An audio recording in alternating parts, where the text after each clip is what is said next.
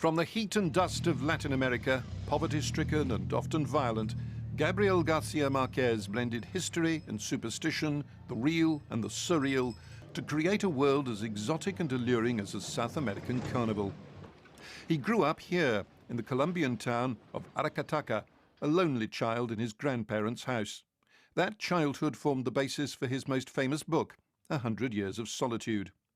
The New York Times called it the first piece of literature since the Book of Genesis that should be required reading for the entire human race. It sold more than 20 million copies worldwide, and there are translations in over 30 languages. In his youth, José Arcadio Buendía and his men, with wives and children, animals and all kinds of domestic implements, had crossed the mountains in search of an outlet to the sea. And after 26 months, they gave up the expedition and founded Macondo, so they would not have to go back. He began life as a left-wing journalist and spent much of his life in exile. Experts christened his work magic realism. He always said he simply reflected daily existence in Latin America. No inventan nada. I invent nothing, he said. People always praise my imagination, but I believe I'm a terrible realist.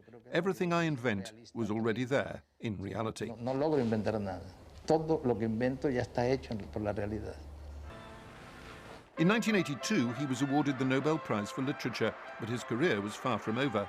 Love in the Time of Cholera was a highly personal book about obsessive love, but his work had also grown increasingly political. He was a personal friend of the Cuban leader Fidel Castro. And towards the end of his life, he was still seeking to build bridges between Cuba and the outside world.